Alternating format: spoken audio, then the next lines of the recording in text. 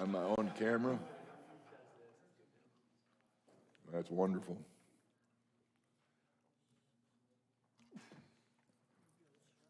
All right, we'll wait till you get back.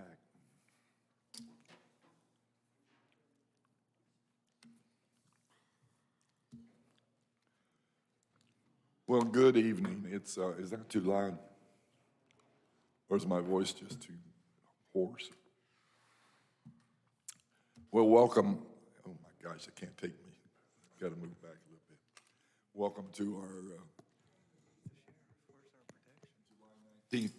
July 19th meeting of the Morgan County Council Commissioners. And to begin, we'll have the pledge. I have been asking anybody who wants to honor a former or current veteran to lead our pledge in their honor. Does anybody want to do that?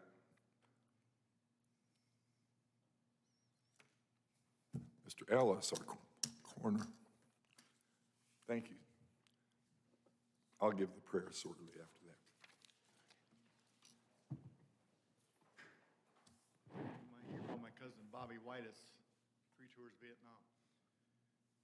I pledge allegiance to the flag of the United States of America and to the republic for which it stands, one nation, under God, indivisible, with liberty and justice for all. Thank you.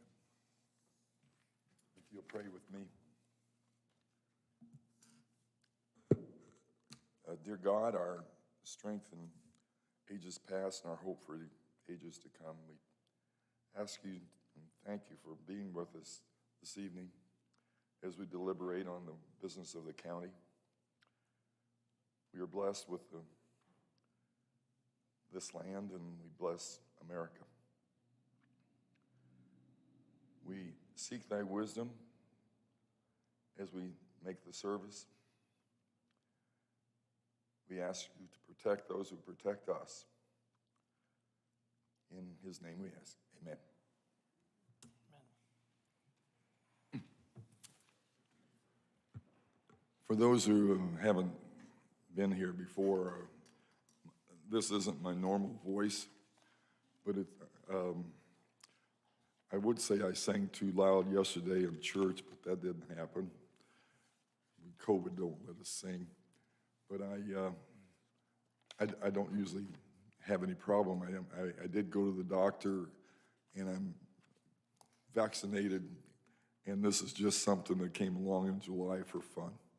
So bear with me as we conduct the meeting. I think you can hear what I'm saying. It just doesn't sound like what I usually sound like. We have a fairly full agenda, and I was hoping we would maybe get you out so you could go to the calling for the husband of one of our county, well, Purdue hires her, but we take care of her, Rena Shelton. She lost her husband, Donnie, and the calling's today, this evening, till 8 o'clock, and we might not make it, but if we don't, I hope you get a chance to honor that good man at Lutheran Church. I think it's Prince of Peace Lutheran. Is that the way it's out by the golf course?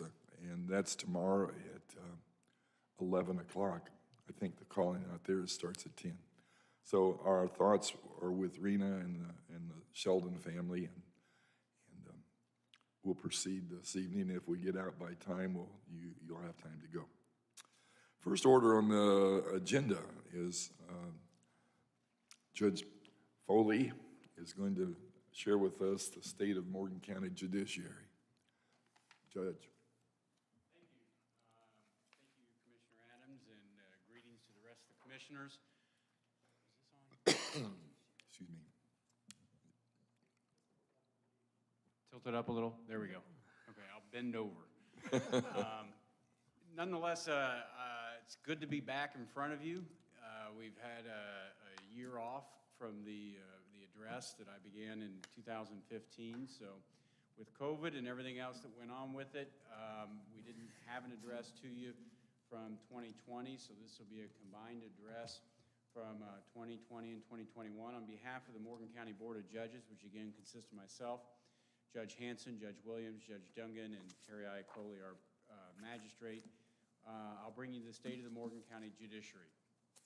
And I don't know if you have it in front of you or with your packet. We do. They've got it, okay. I'm not going to read verbatim from it, but generally, as with everybody else, we have suffered through and endured and had an interruption of operations based on COVID-19. Now we are in a place where we've turned almost to normal operations. We still have a few exceptions to that. Certainly, if anybody presents themselves to the courthouse ill or otherwise with symptoms, that kind of thing, they won't be let in or will continue their hearing. The other things that we're continuing to do now is with our jury trial scheduling. Each of the courts does it a little bit differently, but by and large, we're breaking up the jury selection into sessions so we can maintain some social distancing within the courtrooms. Rather than bringing in a group of 75, we'll break it up into groups of 16 or 18 as we can accommodate in our courtrooms.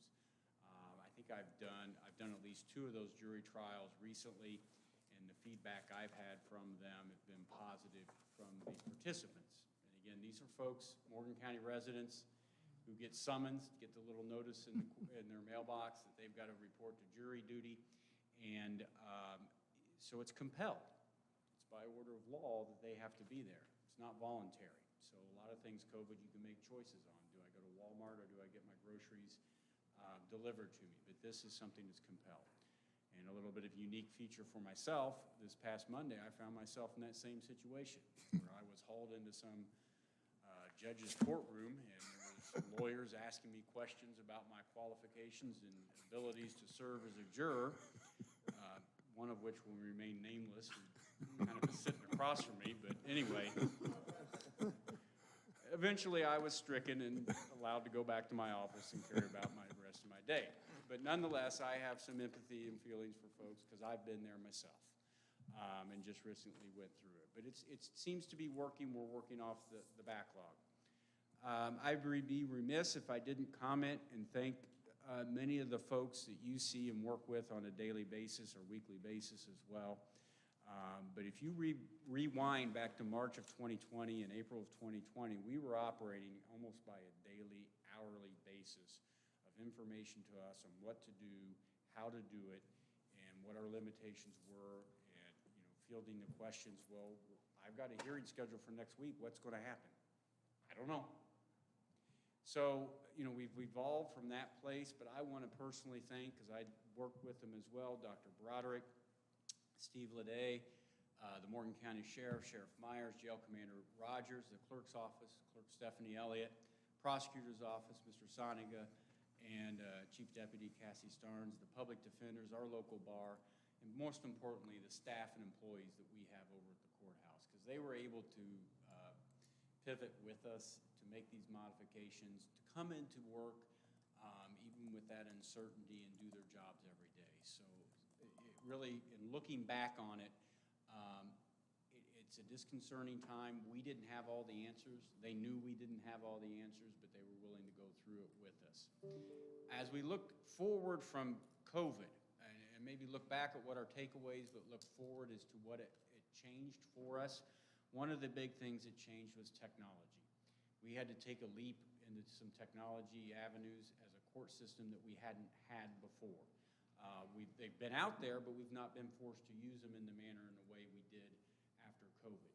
And that's been a benefit to us because we've been able to, in some ways, retrofit, but make the courtrooms work for virtual hearings. And I think Mr. Wisco will attest that there's going to be a place for virtual hearings in the future and with courts and how we do business. It's efficient. It takes care of a lot of procedural hearings in a very efficient, quick way. Somebody doesn't have to drive down from Indianapolis for a 15-minute hearing. I can get a child support hearing moving where somebody may have moved to Florida and get them in and playing child support through a hearing versus messing around with it and trying to schedule a date they can show up here for a 30-minute hearing. I'd rather them spend them, save their money and devote that to child support than trying to come back here and field a hearing. So there's a lot of those types of things that we're using now that we will use in the future. As far as our how we do it, we use Zoom. The Indiana Supreme Court bought licenses for all Indiana state courts, and so we're on a group license with them, and Supreme Court has notified us. that they're going to maintain those licenses for the local courts through the end of 2022. So it'll be with us for the future. It's not out of pocket for us locally, and it provides that video platform that we use in a secure way. We can even make record off of it. We can keep it and maintain it for record. Even if I were off-site, I can do a Zoom hearing, record it, and then keep it and maintain it for record purposes. So it's going to be there. And I know the Supreme Court's looking through some more permanent rules on how we incorporate virtual hearings in our everyday court life. The other thing that is, I think, important about that and working with Commander Rogers and Sheriff Myers is we're not transporting inmates over for most of the hearings. Now, if we have a jury trial, yes, we'll transfer them over. But, you know, they have a quarantine obligation if they leave the facility and come back to the facility. So to transport prisoners over for a 15-minute hearing just doesn't make sense. And we have found our way with those video hearings. Commander Rogers has been wonderful to work with, and he's allowed the public defenders and other defense bar to work with them to make sure that paperwork that has to get filed and signed by the inmate gets back to the courts in a timely manner. We're able to run multiple courts with multiple hearings at the same time from the jail. We've got enough laptops and tablets down there to make that happen in rooms and space. So it's really efficient for us, and that allows us even to have, I've had hearings with inmates that have been out of state and in other county jails and other Department of Correction facilities. And that really, if you think about what we're eliminating 2 staff persons to go pick somebody up from Miami Valley or Putnamville. That's close, but what if we're going up to Michigan City? You know, and then we transport them. They come out of that facility, they're going through safety protocols, now they're on the street, then they're back in. So you eliminate risk to public safety. Anytime you take somebody out of a DOC facility, they usually lose some of their programming they're doing. So they may be in drug treatment, they may be in educational programming, and other work study type things. They may get back out of that program and not have to wait another month to get back in. So it's really disruptive. It's not efficient, and you know, it's kind of horse and buggy to where we are now. We can conduct those hearings. Again, if you're having a jury trial and you have a Sixth Amendment right to face your accusers, you got to be there. But some of these other hearings, no. Commenting on our caseloads.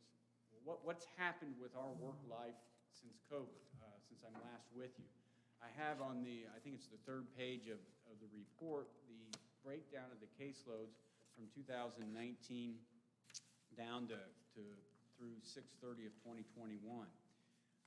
If you look at it, the bottom line is there's a gross number of cases that were filed for each court that I have broken down. There's the weighted number. What we do is we take each case, and the Supreme Court has an allocation of how many minutes it's to take you, and that's a credit to the judge of what their, you know, 100% being one judge. And you can see some of the numbers may exceed 1. For 2019 circuit, myself, we're each over 1.25. Well, it would take 1.27 or 1.21 judicial officers to do that work. But we have the magistrate, so really we have 5 judicial officers. So in 2019, our weighted caseload was 4.72, which is about 94% of capacity. If you know anything, I mean, that tells you that we're probably exceeding our really efficient capacity. Because anytime you're at 95 or even probably north of 90%, you're losing efficiencies. You just can't operate a business or anything else at that capacity without making some sacrifices to timeliness to getting people's cases resolved and those other things. So our numbers, our gross numbers dipped down. Looking from 19 to 20, they had about an 18% drop, which probably isn't as much as you might think with COVID. You know, there was a moratorium on evictions, foreclosures, criminal filings were way down, but other things kept going. I'm really surprised at how many things did keep going. And 2021 to date has only been about 4.5% under what 2020 was to date. And that may rebound itself through the last 2 quarters of the year, I don't know. But that's where we are in our caseloads. We're still in a very manageable place, basically at 72% of our judicial capacity on 2021 to date. Despite COVID, things happen, things move on. You know this. We've got a couple new programs and new things we're trying in partnership with other partners. One of them is the Morgan County Community Outreach Program. This came as an offshoot of the Supreme Court Chief Justice Loretta Rush put together a 2018 statewide opioid summit. I attended along with other members. We got a team from Morgan County that attended. And one of the offshoots of that was this idea of doing intercepts. In other words, how do we, the criminal justice system is kind of the last resort for treatment for somebody, if you think about it. If they've got a substance abuse problem, by the time you get them in jail and get them on probation, that's a last resort. And it's the most expensive way to do it, by use of public resources. So some of this is, how do we intercept these needs at an earlier basis within the system-wide, whether it's the medical community, whether it's police, ambulance, and fires. They may find somebody, because we're not involved at that point, right? You don't get to me until you have a case filed. And even then, you don't get to me until the case is really going to be resolved, not at filing. So how do we try and reach the needs with the appropriate service providers at an earlier stage?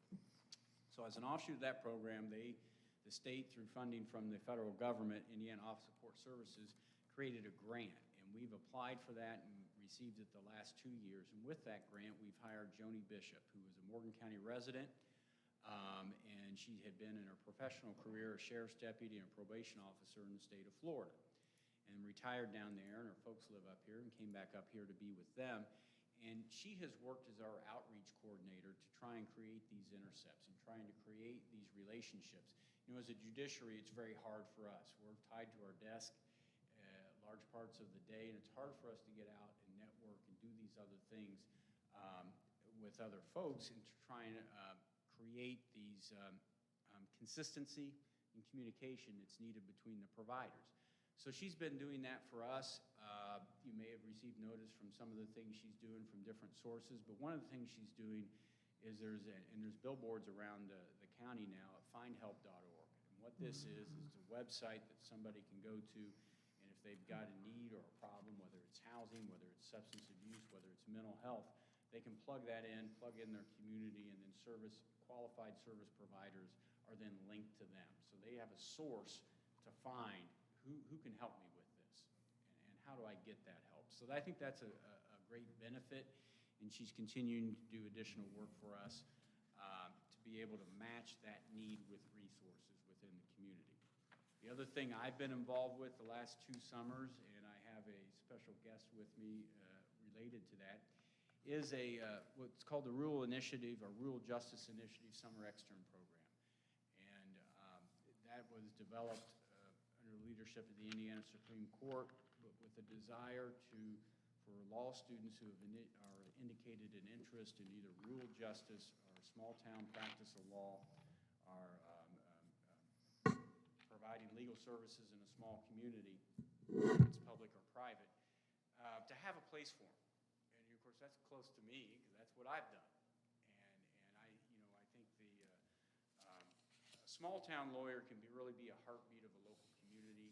They can be involved in civic things. They're looked at and leadership roles. And so I think, a lot of these communities really need people to be focused on that, especially law students, and not always looking to some of the other career paths and choices, because it can be very rewarding, myself included. So I have with me tonight the intern I have this year from IU Maurer School of Law in Bloomington, Olivia Robbins.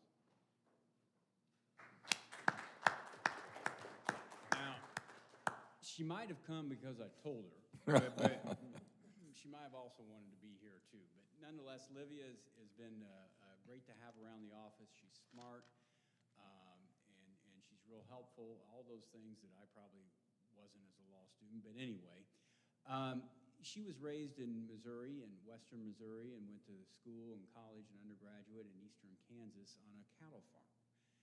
And she's from a small rural community. She's indicated a desire to maybe go back there and practice law, and much like a community like ours. So to me, it's really rewarding, because of all the programming and all the opportunities that you see at law school. Very few of them are pointed back to a community like this. And for that type of student that may want to go back home or find that niche in a place that's outside the the big city and chasing kind of those other things. So I'm real pleased, and I've been real happy to be involved with it. And again, she's a top-notch student and does real well. And the other thing unique about Olivia is that she lives here in Martinsville. She wandered in from, like I say, western Missouri, Kansas. How'd she end up here? Well, her husband, she's married, and her husband is working and relocated when she's in law school to Indianapolis. So they took the map out, found that Martinsville was in between the two, and now they reside here. So she's an asset for our community. She's a taxpayer. She's voting here. So to me, I'm real tickled and pleased to have her here because that's a rare thing in that type of program. So if you have any questions, anything else, always know where to look us up.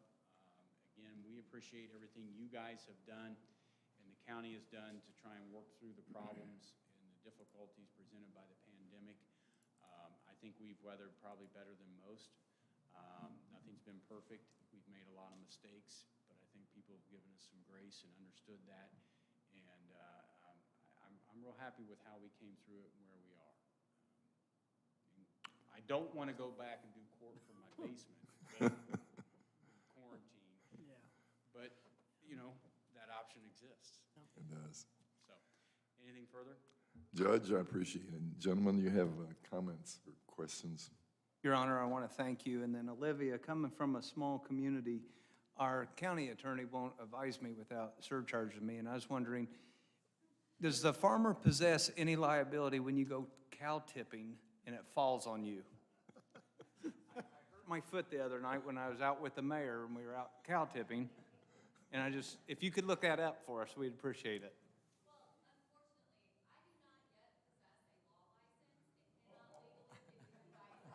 Oh, my gosh. Well, you're a quick learn. Okay. To get Commissioner Collier back on his heels is pretty darn good. All right, thank you, folks. Thank you, Judge. Judge, I had one further comment first, and I hope you can find another, I hope you stay. I guess that would be my best say. We're so glad to have you here and your husband, and I'm glad you're helping us out. But there's several of us in this room, we're celebrating our 200th birthday, as you know, next year. And one of the things that I find interesting is looking at what they were doing 100 years ago. And 100 years from now, when you and I are no longer part of this picture, or none of us in here will be, they're going to be looking at us. And I think this report that you put together on the state of the Morgan County Judiciary in 2021 will be a wonderful piece for them to see. And Well, I hope my grammar's right. well, you know, I'm not a grammarian, but I do know that the heart is in us and the material and the understanding of how we succeeded and are succeeding and the changes that it made in our living and the way we met the challenge. And so many people were responsible for that. That's going to be our legacy. And I appreciate what you've done over there, and I appreciate your report. Okay. Thank you. Thank you. Thank you. And welcome. Thank you, folks. Number 2 on the agenda, I have a gentleman here, and I probably hope I can say the name correctly. Zarazi? That's actually very good. Well, it's close. I was a school teacher. I had a lot of different names, but I wasn't in the region. It was. Mr. Zarazi is here from the Office of the Attorney General to speak to us. Yes, thank you for having me here this evening. And just to address Judge Foley, looks like he stepped out, but I was called for a jury trial a few years ago, and I was just saying I was called for a jury trial and was chosen to be on a jury a few years ago for medical malpractice, and it was actually one of the most rewarding experiences that I've ever had. Just we were picked in the morning, we heard the one side in the afternoon, and then the other side the next morning, and then we went and have 9 different people sit in a room, be able to decide something by that afternoon. It was having all the different people and opinions. It was actually a very rewarding experience. So I encourage anyone. I know there are a lot of people that always skip out on those things, but I was glad I was called.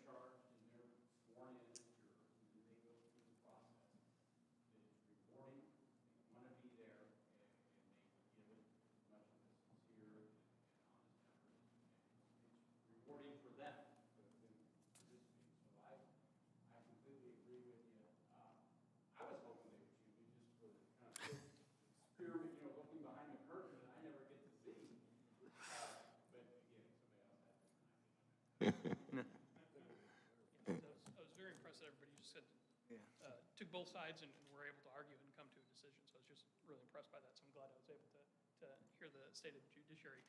But my name is Scott Zarzy. I am the outreach representative for Attorney General Todd Rokita. He has started this outreach office in the few months that he has taken office. And the purpose is to be able to go out to the towns and counties in all across Indiana, and to be able to not only let you know what Todd is doing, but also to hear from you about what is going on in your area. I'm sure that most of you have an opinion of the Attorney General's office just kind of represents Indiana in court and things like that, but we have many other services that we do. One of the things that we do for local elected bodies such as yourself is that we will issue advisory opinions on current laws or newly enacted laws. I mean, July 1st is when they enact most of the new laws for the state. And so if you have a question about something that is going on, you can work with your legislator who can ask us to give you a written opinion about one of the new laws if you have wondering how that fits in with your county ordinances. We also have the Unclaimed Property Division. The Attorney General's office gets back $1 million a week to Hoosiers in unclaimed property. When I started a couple months ago, I got on there, found that I had $400 that I didn't even know that was out there. So I was able to get that back. We also have a Consumer Protection Division, which seeks to, hopefully when there are a few bad actors out there in business or scam artists, and we will work to protect them. I had someone come up to me a month or so ago. Her sister had gotten a phone call, and they asked for her Social Security number, and she gave it to them. So her sister came up to me, and I put her in touch with our division, and so far nothing has happened as far as I know with that, but there's always that potential. So we do have things like that. We also do Medicaid fraud. So I'm sure you know, as stewards of taxpayer dollars, we want to make sure that things like that are prosecuted and money is returned as much as we can, so it goes to the proper places. So that's my function, is to come out here and talk to you about that, and also hopefully be able to form a relationship and hear what's going on in your county. But those are the things that the Attorney General is working on, and I'm happy to take any questions if you have some. Any questions, gentlemen? I know there's got to be something from I that was just side. wondering if you were the south. hypothetically give a advisory opinion if two guys were out cow tipping. Hey, it was the mayor and I again. That didn't go over well the first time, so I'll just say if two guys were out cow tipping, could your office render an advisory opinion? Well, I am not an attorney. I do not have a license. So I'm just not going to do cow tipping anymore. I would refer you to my attorney, Olivia, and let her answer that. But Okay, thank you. And thank you for coming down, and we plan on working, yeah. absolutely. I sometimes joke around, but I tell everybody that we do serious business, but it doesn't mean we can't have fun doing it. So, thank you. I agree. Thank you. Thank you. Commissioner Collier, I'm going to find a robocollar that deals in cow tipping and start bugging you. You probably know a thing or two about cow tipping. Do. Thank you. And thank you, Mr. Zarzy, for coming. Appreciate that. Reaching out to us. And I would say we also, for the people, did you have a card for everybody? I mean here, but the folks out there, I'll leave mine out here if you picked up something that you'd like to contact. Next item on the agenda deals with an executive session we had not too long ago. As you all are familiar, especially those who've been in the legal business, executive sessions are limited to certain actions. Very little action you can discuss, but you don't make decisions. The decision is public, and so we are here to make a public decision based upon that discussion. It is in the form of a resolution. And if you excuse me a minute, I'll look at the resolution is 8 pages. I don't imagine you're interested in all the 8 pages. I will answer questions about it if you so desire, but basically the resolution, I will read the title of the resolution, is to initiate condemnation proceedings for acquisition of certain real property. It sounds pretty general, but I'll get to the specifics. The property is in the middle, I say pretty much in the middle of our Waverly Park. Its agreement hasn't been able to be reached on what we're going to, how we can make that not a problem for our park. And so that's what this resolution is dealing with, and I shall, if you don't mind, I'll read a few of the paragraphs that are pertinent to, there's a lot of terms in here that probably should be, you're welcome to look at the whole thing after we pass the resolution, or if we pass the resolution. But essentially, let me go through a couple of points. Well, missing point one, I guess. Hang on just a second.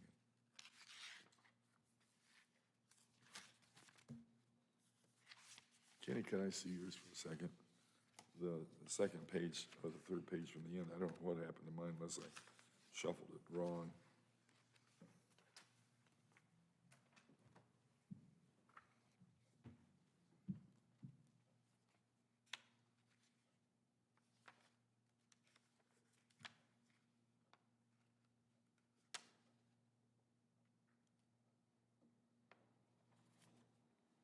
I guess maybe I do have it. No, I don't know what I did. This is the resolved after a lot of whereases and explanations of the place and the titles. The whereases are followed by, therefore it be resolved that the Morgan County Board of Commissioners, and I'm going to abbreviate, but I think you can get that. The Board of Commissioners desires to and hereby exercises its authority to acquire the following properties. I should say preceding property and property interest through the power of eminent domain. The second thing that's involved in the resolution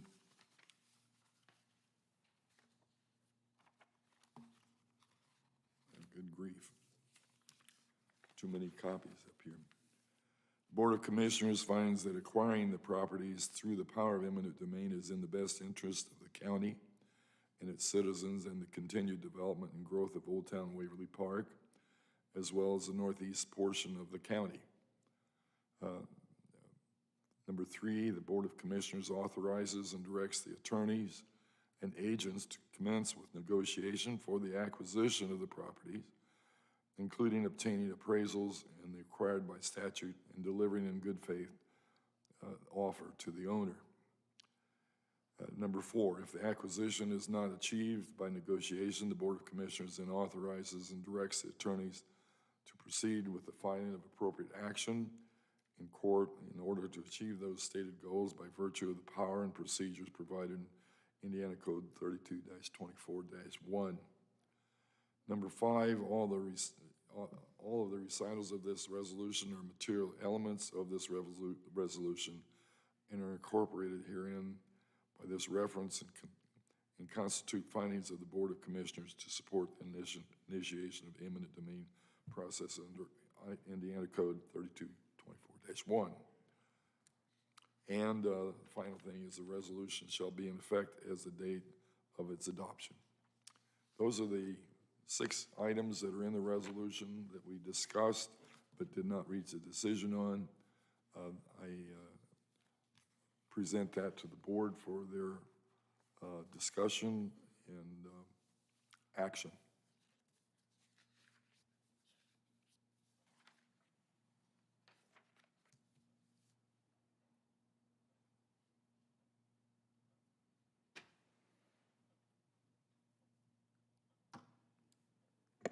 As far as me, I know we tried to work this out, and it's just not happened yet, and I think this is last resort. I hate to use eminent domain normally, But I think in this situation, as long as this is drawn out and went on, that it's our next move to go ahead and pass a resolution, go ahead and get the appraisals done and see if we can't work this out without having to go all the way to court. But that's just my 2 cents on it. You concur? Concur. I concur. We've never done it, but if we have to, we will. I guess that's kind of the bottom line. So I'll entertain a motion. Kenny Hill makes a motion that we pass a resolution authorizing the appraisals on subject property up in Harrison Township. Second. We have a motion and a second to pass the resolution to initiate the combination of proceedings for acquisition of certain property, real property. All in favor of the motion say aye. Aye. Aye. Motion passes 3-0. Thank you. Next item on the agenda, oops, excuse me. If I can get all my paperwork here. We have Mark was going, but he's not here. So we've got from the EMA office some presentations. I think you have like 2 or 3 grants, is that correct? 3. Thank you, Mike. The first one is the hazardous materials grant. It's $15,000. We're wanting to apply to hold a full-scale hazmat exercise with the Morgan County LEPC. The second is the EMPG salary reimbursement grant. Up until 2020, IHS has funded the grant 50% of the salaries. Last year, they based it on the census for Morgan County, and they only awarded us $30,000. We believe it's going to be the same for this year. We're hoping after the census comes out that goes up in 2022. And then the third grant is the EMPG competitive grant. It's for $40,000, and we are going to apply for a mass casualty hazmat and a C-pod trailer. Also, radiation detector calibrator for the 2 radiation detectors that we received previously on a grant. And that one's in the amount of $40,000. Any questions? I have a simple one, I suppose. It's, where it says the grant amount is unsure, if that, and a couple of these grants have that, what will make that sure? Just word, when we get word from the state on how much for sure. They're not controlled by the legislature? I believe so, but I don't know. I don't know when they're gonna let us know. Okay. The letter states that it's probably gonna be the same as 2021, but that could change. Okay. Well, we'll just, we're applying for whatever can come our way. We are. All right. We try not to leave money on the table. The EMA is, our EMA at least, is tremendous at knowing what's out there, knowing what we need, and knowing how to get it. And I appreciate, and you thank Mark and you for your service in that regard. Do we have any comments or questions from the board? I'll entertain a motion. Brian Kyer makes a motion that we approve all 3 grants as presented. Second. We have a motion and a second to approve all 3 grants. All in favor say aye. Aye. Thank Motion you. passes 3-0, and thank you.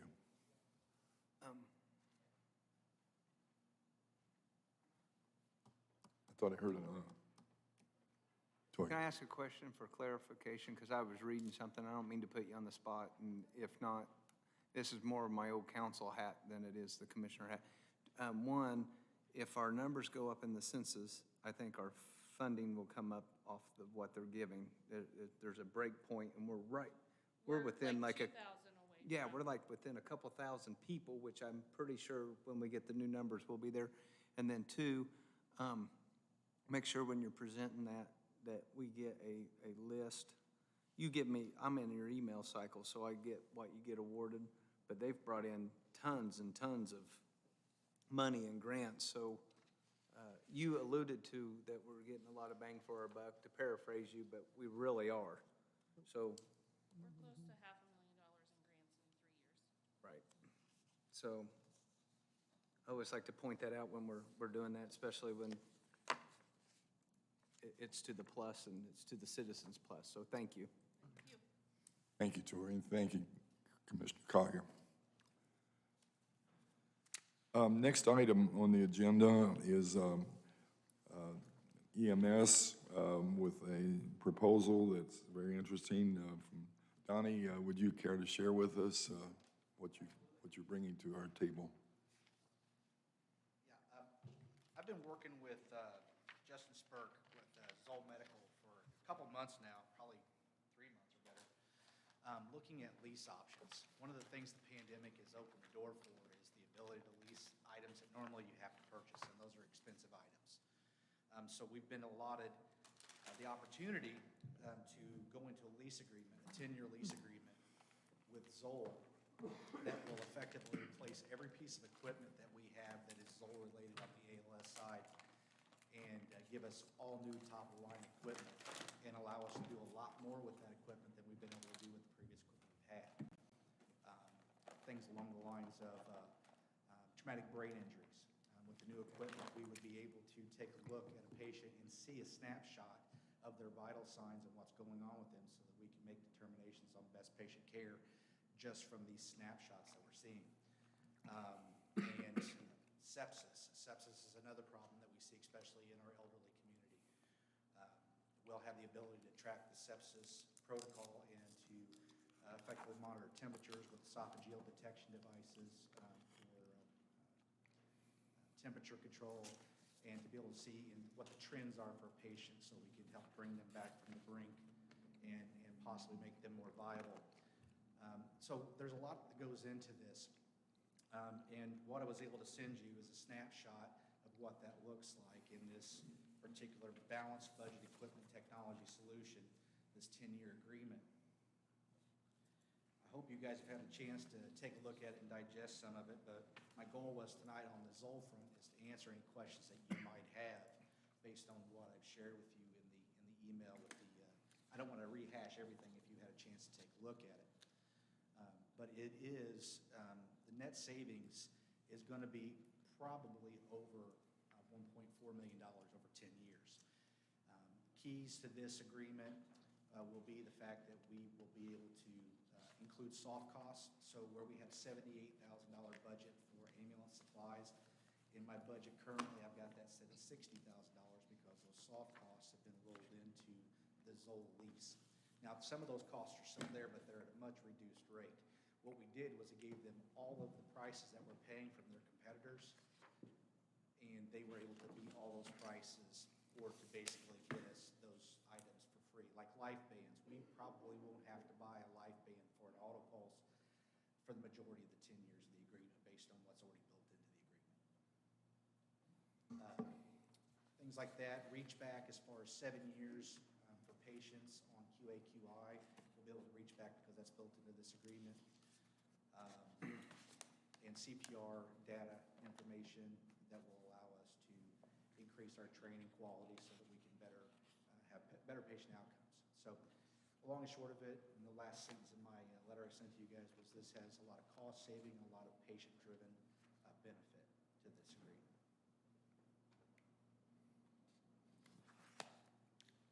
Will we be able to pass possibly some of the cost savings on to other entities that co-respond with Can they get our us? pricing? Yeah, I mean, because That's I know something we talked what about. the city fire department, we're getting ready to change out our AEDs because it's the life cycle. So it would make sense if we jumped on board or Absolutely. we partnered, and then you get to the smaller fire departments that don't have the budgets to have these, that we could assist them with a group purchase. And that's what I discussed with Price. them. All we would have to do is give our permission to allow them to get on that contract, and that's not a problem. I extend this, when I talked to him about this, I want to extend this to Brown, Madison, anybody else who wants to be using a Zoll piece of equipment. If they want to come in on our contract and we agree to let them buy off of our Because contract. in theory, it should help us too, because our Exactly. volume will go up Exactly. under the same contract. And that's one of the things we discussed, especially with different plans that are out there right now, like the American Recovery Plan that was put out there with those dollars. There's an opportunity to use some of those monies down the road to be able to buy certain items. And I know our communities are going to be looking at those things, but there's also a So net have you, savings. I mean, you probably ought to meet with the chiefs. It just doesn't make sense for me to show up to start CPR No. with a unit doesn't use the same pads Right. that you guys are And gonna bring, that's- and then I'm on charge back, then Yep. our, And that's my what I city has to told- replace the pads because they're not on your bus and we're not. Yep. And that's one of the things we talked about. We wanted to get a consortium, as close to a consortium as we could, of different entities. I don't care if this crosses county lines. If somebody wants to buy off our contract and it's good for Zoll, it's good business for them, and it's good for us, then I'm all for it.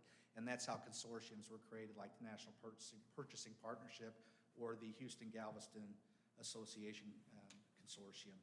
All those came from. Do we have pricing on this yet? I didn't see Yes, that. yes. The month, I recommend, they gave us an annual fee of better than $132,000. And they gave us a monthly fee that we could pay that's $9,797.32 as far as total payment per month. I recommend the monthly payment because over the course of a year, it saves us $15,000 to pay by month. And with a net 30 on this, if we decide to do it this year, just to purchase 2 AEDs and a vent for the new ambulance, when we started that transition to ALS from BLS 915, that was $81,000 just for those 3 pieces of equipment. What that will cost us this year to upgrade those under the lease and get new equipment is going to be in the neighborhood. You said probably October, we'd be looking at getting the equipment once this gets signed by the council if they choose to do so. When that equipment gets delivered, net 30 plus the payment, probably end of October, 1st November, we're going to pay $18,000 this year. And for our next, what we'll get to with the additional appropriations, that frees up money in the budget to be able to ask for a line item transfer to reduce the cost of what we may need to cover our PRN budget. And have you guys ever discussed break points, if we can get volunteer fire departments or more fire departments on? Is there break points within this? That would be a question for Zoll. I mean, I realize if I get you one more cell, but if I can get you a lot of fire departments jumping on, because it just makes sense that we coordinate and we're all using the same equipment. So essentially, that's what we did when we put together the contract, as if it was a large group purchase. So just outside of Morgan County specifically, I mean, essentially, you have the same pricing as the city of Indianapolis. And bottom line, that's what it is. Okay. Yeah. So it would be a lot to get to an additional break point. This is essentially based off like 70 ALS monitors, which is roughly 30,000 piece. Okay. So that's what the pricing is based off of, that number 70. Well, it's just good to know when you go to these other departments that you can tell them, if you're gonna replace your AED, you might look at this because here's your cost Exactly. savings. And with the cost savings that comes along with that is also in your service, like with the AEDs, when you purchase the AED from Zoll versus another competitor, you don't have the PM expense with those AEDs typically that you do with the other ones. At the airport, for instance, we're using a competitor's product throughout the terminal. We pay $23,000 a year just to have the AEDs in the terminal serviced annually. If we went to Zoll, we would pay nothing for service because it required no PM. So those type of things on the back end of it, with the worry-free warranty, basically what we were told is if we backed over this thing with a truck and it was still able to be repaired, they would cover it, worry-free. If in 5 years the monitors change and that technology is upgraded, we have the option and the opportunity to go ahead and upgrade at that moment to the new monitors for the entire fleet of 9. So it's really a win-win. And what it does, it keeps those costs down right now so that we don't see the pandemic inflation to our costs now. It's deferred for 10 years or more possibly, depending on what we come up with. But if we don't get in on the worry-free warranty and service agreement now, they're probably going to get wise in the future and not offer it. let's just be honest, because it is an enticement, you know? You see that occasionally with luxury cars. There's an enticement that you get every once in a while. And I don't see, once we're in on it, we're there. We've got it locked in. But if we wait too long, like into next year, end of next year, we may see that going away. So, Well, I will defer to your assessment and our fireman's assessment, and I really, the proposal sounds really good. When would we expect a contract?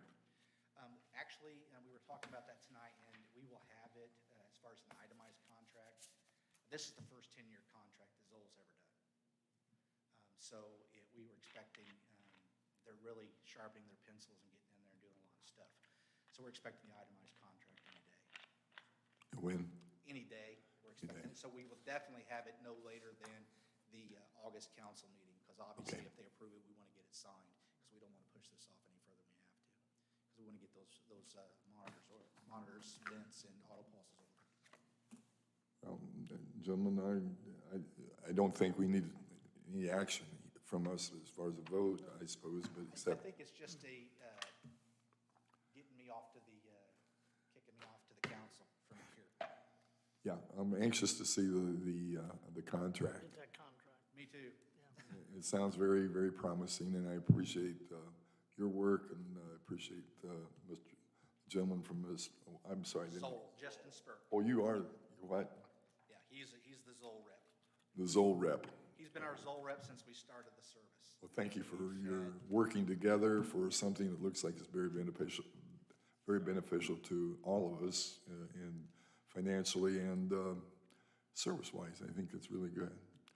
Thank you. Any other questions from the board? Thank you, Donnie. I appreciate it. Thanks so much. Get us a copy of that contract. Yep. As soon as I get it, I'll forward it on. Okay, thank you.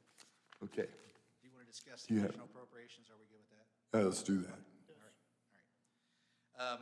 When we budgeted last year, we budgeted similar to what we did the year before for 2020, $60,000 to $70,000 in each line item for the PRN, EMTs, and paramedics. With the pandemic last year, not having a ton of people taking vacations, everything worked out to where we were fine with what we had. This year, there's been some implementation of onboarding process. That's a little different than we've done in the past, but it has helped solidify quality staff as well. We're finding issues ahead of time versus down the road, and we're identifying people who may have an issue, but they're teachable. So that's helped us out tremendously, but it's also come at a price. The other thing we've run into is this new PTO system. And last year, with people not having the opportunity to take a lot of time off, we are seeing about every shift that we have with, I'd say probably 80% of our shifts have at least 2 off, some 3. Right now, we allow 3 off. That's less than 10% of our staffing. But we have zero flexibility when it comes to staffing on the trucks, because it's not like an engine at a fire department where I can afford to have 1 seat vacated by vacation and not have to worry about filling it. I have to have 2 people on that ambulance all the time, and we're not shutting down ambulances. So I can assure you that where there's cost involved, we're not shutting down ambulances. You don't see this cost and us being a shortfall in these line items, and you can look and find days and days and days where ambulance has been shut down. It's just not happening. And we are utilizing command staff and EDOs to fill these positions when necessary. I myself fill these positions for an hour or 2 at a time until we can get coverage in. It's a stress that we didn't identify in 2021 or 2020 with everything else that was going on. So I've given you some charts and graphs, which are always fun to look at, but it kind of explains exactly in sharp detail exactly what we've been able to find. COVID did hit us hard early in the spring with about 406 hours of time that we had to cover for that. So it's been a challenge. This is the first real shortfall we've had in a budgetary line item where pay was concerned.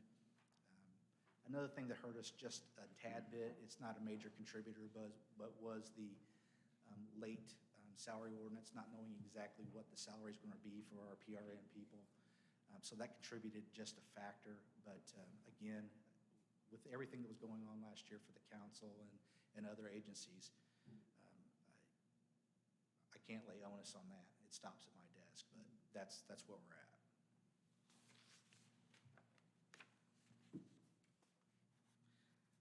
So with the Zoll agreement, if it does pass, we're looking at probably $19,000 we would have to pay out this year for November, December's monthly payment. There is no down payment on the lease. It is a fair market lease, but it frees up what I have in there is $113,000 that I had set aside and budgeted for ALS equipment. So I'd be able to ask for a line item transfer for monies out of that ALS equipment line item to help offset the shortfall. Do you anticipate the equivalent shortfall in 2022? I identified it in my budget this year and made changes to help rectify the problem based on where we saw it. If we have to in 2022, I don't want to have to do it because we are less than 10% of people off. But if we have to, we'll go to 2 to see how that factors in.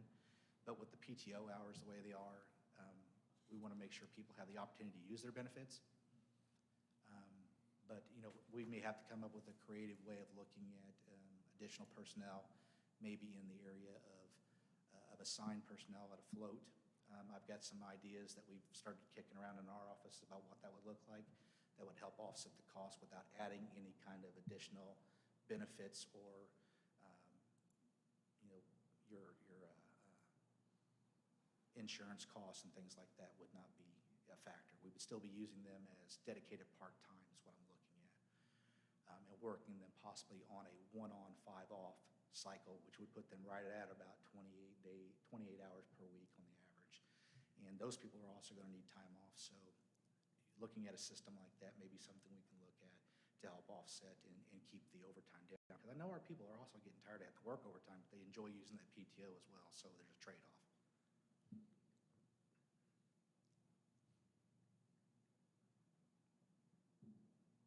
Other comments?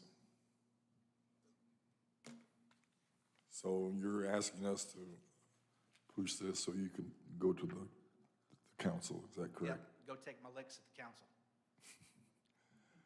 Well, God bless you. I think you've made a good case. I hope the council's, It's transparent. I mean, Right. It's exactly, you know, I'm looking at this from, you know, the onus being here, but also looking at where we can fix this in the future.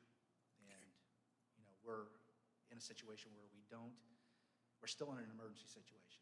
The national emergency has not been lifted. We're not shutting down ambulances. We're responding to every call and meeting our response times. And it comes at a cost, but there's a value to that cost as well. correct.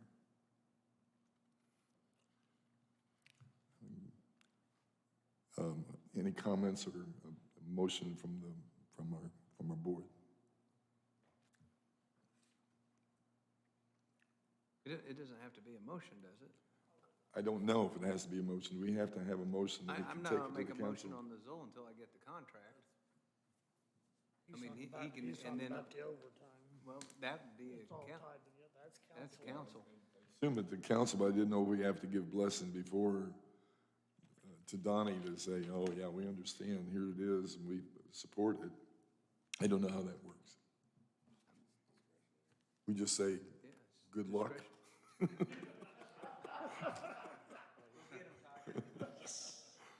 There ain't much Yeah. left. I don't think there has to be a motion. Well, I'll make a motion, we give him good luck. I'll take Yeah, it. thank you, Donnie. I Appreciate you guys. Thanks so appreciate much. it. Do you agree? And as soon as I get that itemized contract, I'll send it over. All right, thank you, I appreciate your work.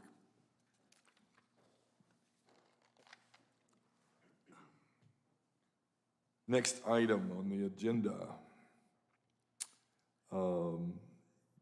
3, I think.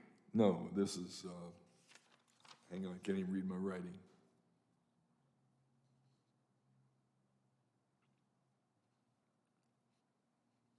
Emergency Scotty. reporting, Yes, Scott Hamilton. I'm sorry, I made scribble marks. That's You have a emergency reporting. Yes, thank you. And really what we're doing is just kind of changing some distribution of funds, I guess. We paid for emergency reporting for several years with fire departments, and the reason we originally started doing that was to help reduce our workload on the dispatch side, so we didn't get phone calls about times, run data, your addresses, things like that. Now we have the ability to provide that information through a CAD link and also through an interface from Spillman into emergency reporting. So the emergency reporting is basically for the fire departments to report their fire runs to the state of Indiana. We want to take the money that we've been paying for that, pass that along, that cost back to the fire department, but then replace it with annual service fee or the annual maintenance and licensing for locution, which is around $11,000. And I put active 911, but it doesn't have to be active 911. It can be whatever the fire departments decide that they want. But I'd like to have one service of an app, like a smartphone device or app alerting system, like active 911, e-dispatch, Rover. There's several of them out there. Whatever they decide that they like. And then the next phase of that would be putting firewall switches in their fire departments that belong to the county. That way we're responsible for them. We take an internet, if they have an internet feed at their location, then it will provide a VLAN back to us, a secure VLAN back to us. It will help with the CAD link because it'll make it more stable than a VPN connection that disconnects on a fairly regular basis. And then also with locution, if they decide to put equipment in their station for a printer or alerting at their station, turning lights on, things like that, there's a computer there that has to be at the station that they get from locution. This would give us a secure connection to that device, so we can pass that information straight to that device. And then we would pay for the monitoring of that device. And those devices are about, because they're not very big, they're about a couple $100, and the monitoring's around $20 a month, $25 a month, and that's through PDS. So, and then that kind of secures that, makes it into our VLAN and gives us the security that we need for our network. And that's what I'm really asking to do, is just kind of shift one cost and replace it with another. Questions from the board?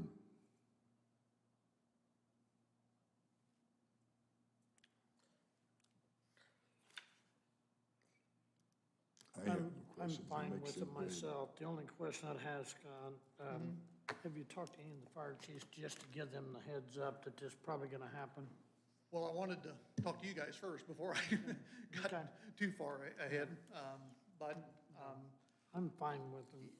you know, I'm trying to do it early enough in the budget cycle so that they can Yeah. prepare for it. You know, it's per agency, for the smaller departments, around $2,500, and for the bigger departments, around $3,100, $3,200 a year. How many small agencies are using emergency reporting? About all of them, I believe. All of them? Yeah. All the districts? Yeah, yeah. So it's real, we pay around $26,000 a year. And so this basically, it'll be kind of revenue neutral. Basically, what they're gonna absorb in cost will basically replace that with something that would be of equal value, pretty much, across the board for all the fire departments. How's locution going? Going well. Up until this afternoon, they made an adjustment in some, we were having some problems with the EMS tones, not coming across correctly. And they got those to come across correctly, but now it's repeating every run about 5 times. Oh. So it's just an adjustment. I reported it to them, and they said they have to get in there and poke around a little bit, but that's the hazards of doing this stuff. You know, So basically, you Scott, poke one thing and something else will come unraveled. That's, for this, we're just kind of, I guess you say change in services, but the same results. Yeah, and pretty Pretty much. much the I same mean, money. I'd like to table this and have you go to the departments and tell them that you've approached us and we've asked you to approach them. Okay, that's fine. And then come back and say how, I have a feeling there could be some, between the budget and locution and emergency reporting and monies, gonna be some changes.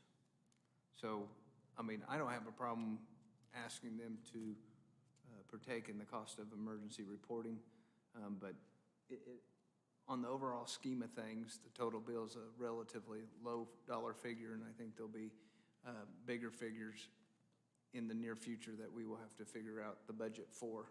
And at that time, we can go back to the individual departments and tell them what we can and can't do.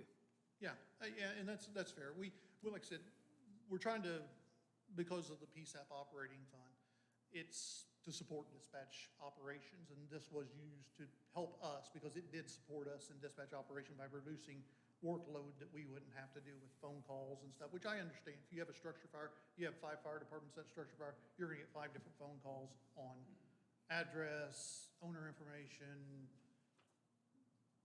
times for each piece of apparatus that responded, things like that. So we don't have to do that anymore. We've got that pretty much all automated. So to support not PSAP operating being designated for dispatch operations, I'm trying to give them something that's more in line with what we're supposed to be doing, and not the reporting side of things, which is, you know, making a report to the state fire marshal's office and Homeland Security and wherever those reports all go. I'm not even sure where they all go, but that's, you know, that's on their end of the things. And the other, you two can counter that. I mean, that's my gut feeling that Yeah, I'm fine with that. That's why I was asking if they'd talked to anybody yet, because I know some of them will, because I know most of them's probably already give up Firehouse. I know there might be some that still got them, but, and they're still gonna be able to get their run times and everything. It's still gonna have access to that. It's just, we're not paying the full expense. And if they want to go to Firehouse, then that's their decision. But our interface that we have coming off the CAD only goes to emergency reporting. So if they want run times, if they want to go to Firehouse, they're probably going to have to get those run times off a CAD interface, which we have all, or a CAD module, which we have pretty much at every fire department anyway. So, I mean, they can get their times. It's just one's automated and one's manual. Mr. Chairman, I'd make a motion that we table this request to allow Mr. Hamilton time to approach the other individual fire departments, just to give them a feel, to make sure that it's the positive feedback that we need going in this direction. I do not have a problem with this direction. I just would like for him to express this to them and then come back to us and. I understand the sentiment and will second the motion to table, but it opens up an interesting conversation about where's the tail and where's the dog. And I think we have to kind of keep focus on that as well. So I hope that I see the sensibility of it all, and I'm not much of an emergency man. The only time I get shook up so I don't get supper. But when you, I think we need to get a feel from the folks, and I appreciate you bringing it here, Scotty, and I think I don't think you're going to be a problem making them. We're aware of it. We kind of, we're interested in how they feel about it, Right. which I think is appropriate. So Yeah, I just, you know. But it's where do you go first type of deal. Right, yeah, no, and that's fine, completely fine with me. That's why I brought it here. Most of these departments are forming their budget, so they need to run back to their trustees and whatnot to Right, make sure that they can get right. the money allocated. Okay. Motion's been made and second to go ahead and table till we get Scotty out on the road Yeah, with the road show. well, hopefully I can do that with just, Okay. hopefully it won't be too bad, so. All, Get thank one you, meeting Scott. together and get everybody together. Any further discussion from the board? All in favor of the second for a motion made and second to table, say aye. Aye. Aye. The motion 3-0. Thank you, Scott, for your Thank you. presence. Appreciate your work. No problem. Take care. You too, sir. Doree has been doing extensive work for our economic, or not economic, or EEO, Equal Opportunity. So, thank you. If you don't do EEO, it can affect the economics It of sure your can. budget. That's a fact. Put another EE in there. So I had received a request from our probation department, sheriff's office, and prosecutor department. They were working on grants, and if you get a grant from the Department of Justice, you need to have, if you're between $25,000 and $500,000 worth of grants, you have you're a local government agency and you have, or organization, and you have over 50 employees, then you need to have an EEO plan, and we did not have an EEO plan. So I have come up with one through research with SHRM and several other counties and the Department of Justice website that I think is a pretty good start for Morgan County. And along with that, I also had to do the second document, which is a utilization plan. And I had to put in all of our information as to what we had for male, female, and then races. And it comes back and tells me where we need to have more utilization of different races or different genders in certain positions.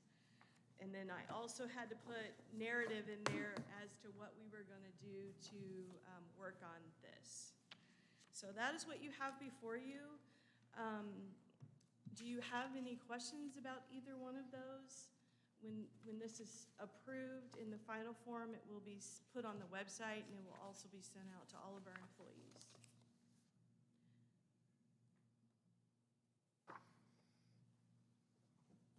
Boy, it's a new world, isn't it? Long overdue. Agreed.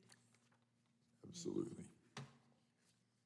I have no questions. I think it's, I appreciate the work you've done. I haven't gone fine-toothed it yet, but what I've seen and the quality of what you've done is always exemplary. So,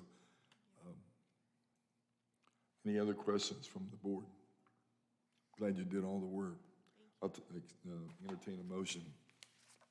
Go ahead and make a motion that we approve the EEO plan as presented, as well as blessing of the EEO utilization report that she so graciously put together for us.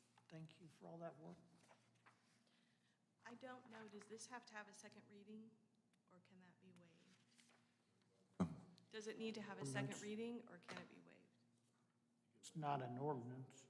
It's not an ordinance, okay. I just thought I think we can just pass it right now. okay, I thought the Title VI one did, I believe that would be the appropriate. but, okay.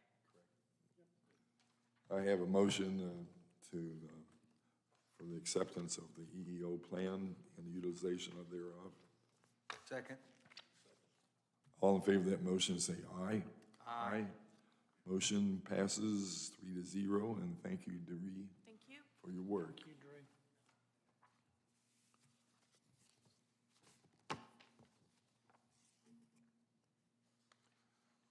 Next item, Josh, and the NDOT, and a motion to, or a move to, for some detours. Yeah, this is an agreement with NDOT. It came, to our attention, there were roads getting torn up, as we knew there would be.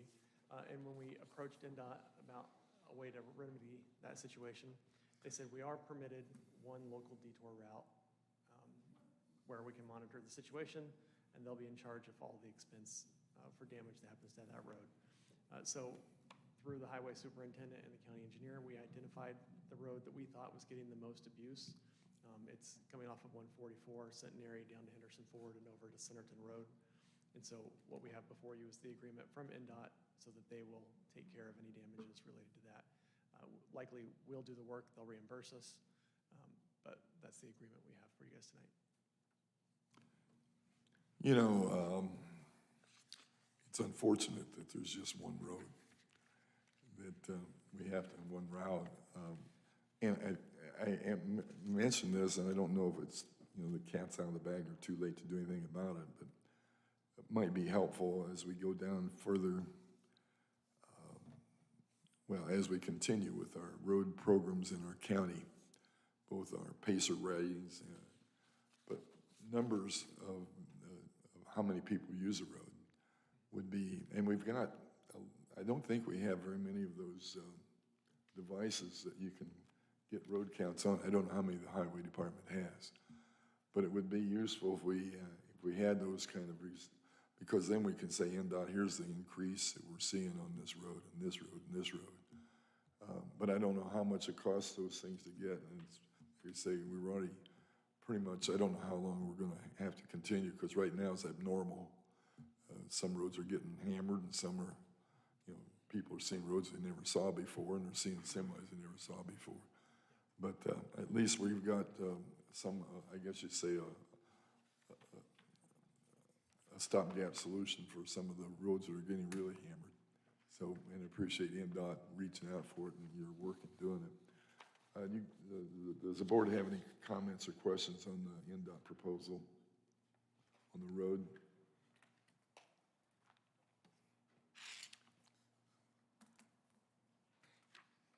I don't have any problem with the unofficial detour. The only thing that I have, and I've not talked to any of them about it yet, but are they gonna be able to help us with the ones that they actually do a lot on when they shut it down, Josh, as far as like North Country Club, East Country Club? Are they gonna be willing to help any at all? Because you know the way that got damaged.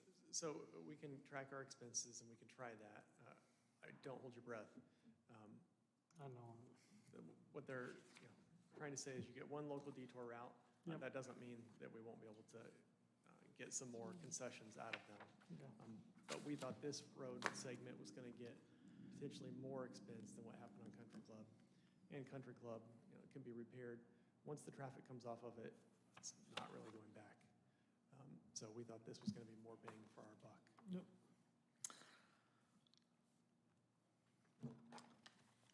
This is a letter of understanding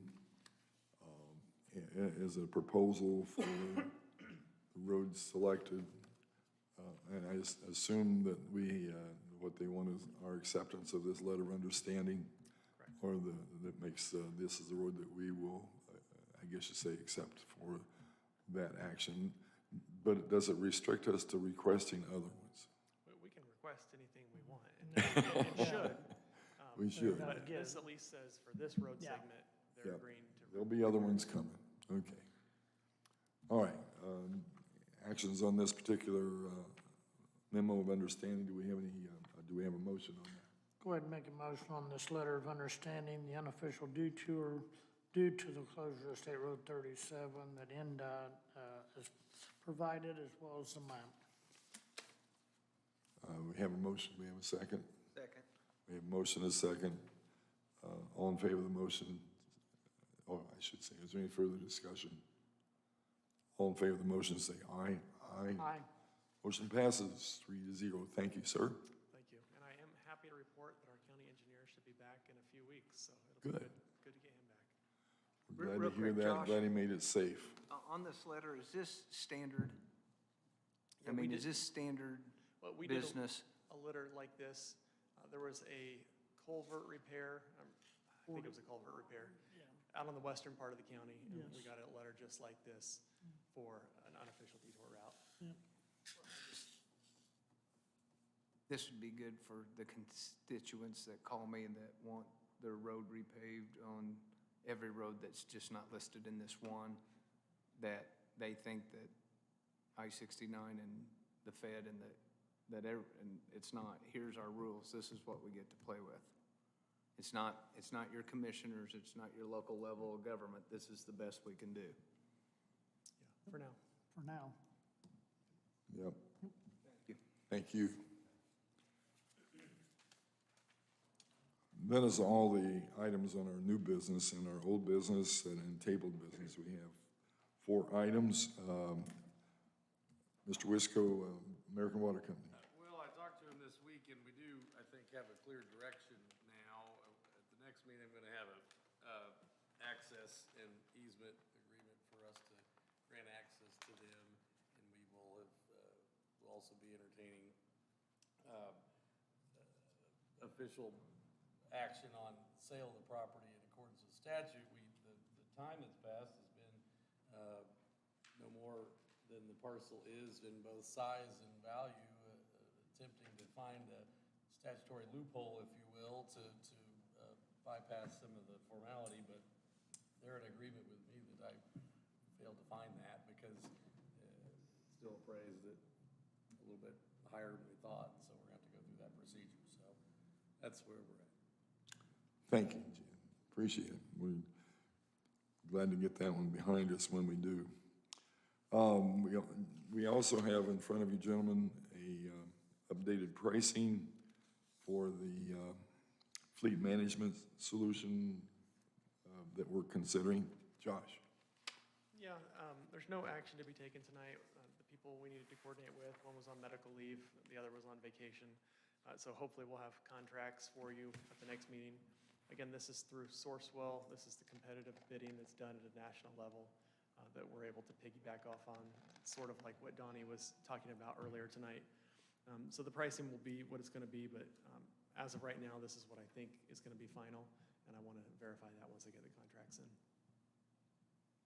And big change, they're amortizing essentially the cost of the unit into your payment as opposed to one-time lump sum payment for the unit.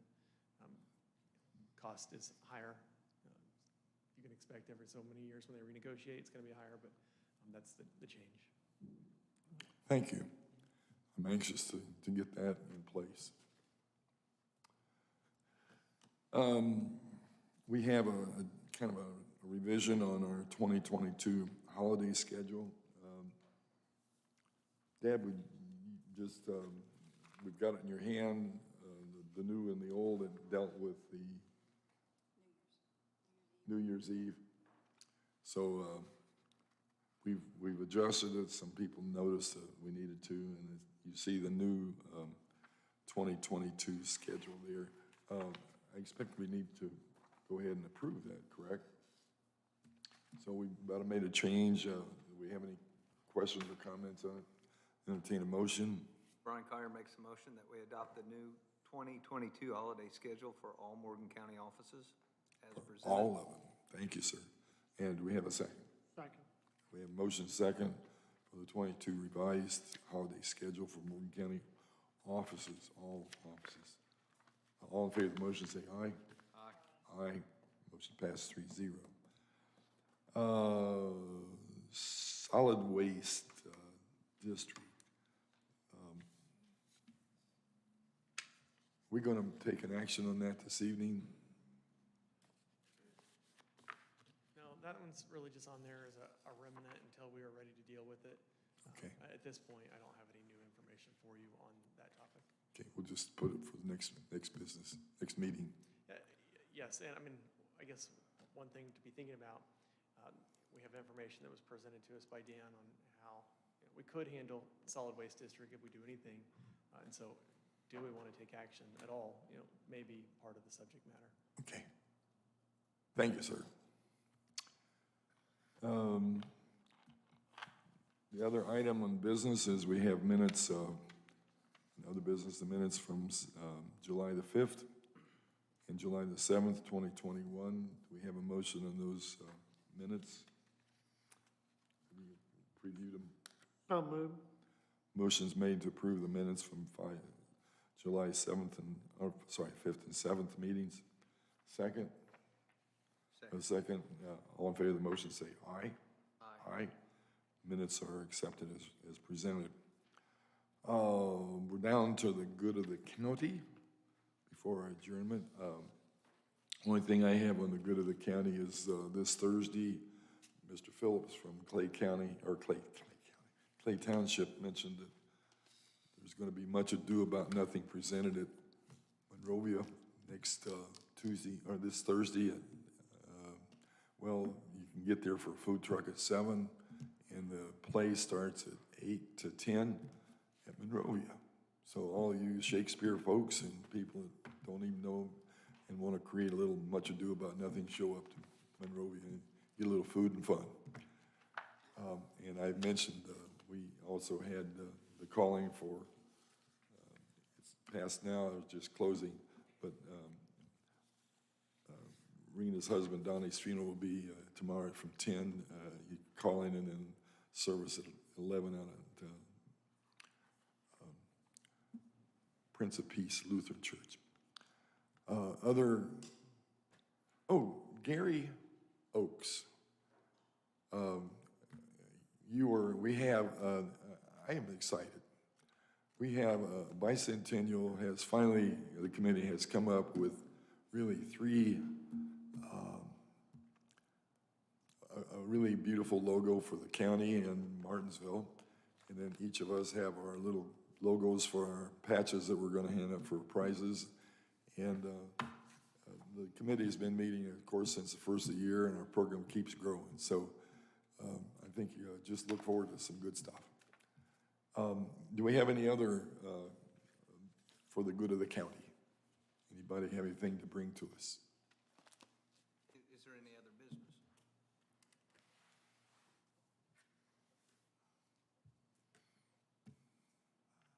Nothing official.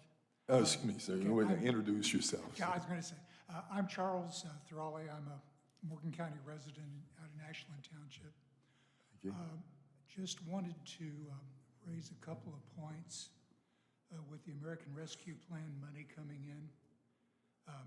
I fully understand that there's a lot of moving parts, a lot of councils, city government, county council.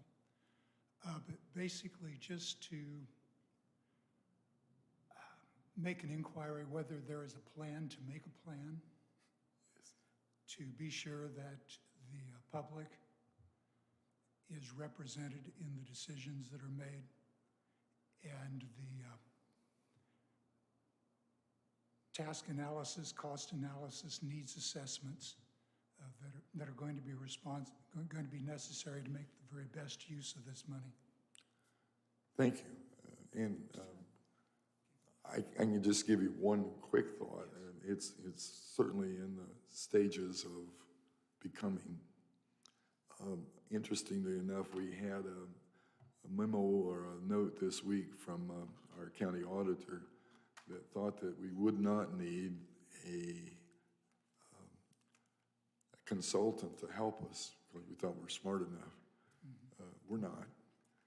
And there's actually some monies in those accounts to provide professional consulting on what to do.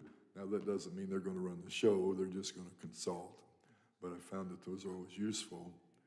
And we have your public, that's basically, we're representing those folks. Every town has their own, in Madison Township will be certainly represented in their voices, and we'll be reaching out. There's nothing going to be behind it, but we're really not sure exactly how things are going to smooth with it. But I appreciate your concern and keep in touch. Yeah, I'd like to see it as close to the ground as possible in making sure what the needs are. All the way from childcare to broadband. Well, there's some things the county has a lot. Unfortunately, I got a feeling, and I'm not saying unfortunately, I guess I'm saying that I wish there was a magic bullet for all our needs. It isn't there, but some funding for things that we have needed is there, and we just have to decide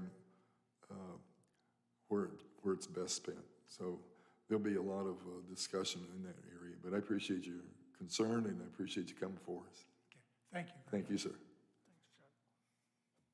Any other remarks or questions or from the good of the county? Well, I appreciate your patience with our meeting. It was a little longer than anticipated, but not much. And our next meeting will be I think it's the 2nd of August, is that correct? And Lori Christie is not here. She left. She's got I was going to thank her for used to ply politicians with whiskey, but she gave us chocolate. So we're good to go. And if you need a piece of chocolate, come on up. I'm not gonna let those guys in the commissioner's office get it all, so help yourself to a piece of chocolate from Lori Christie of the DLC. You have a good evening. I'll accept the motion. So moved. It's been moved and seconded to adjourn, and we stand adjourned. Thank you.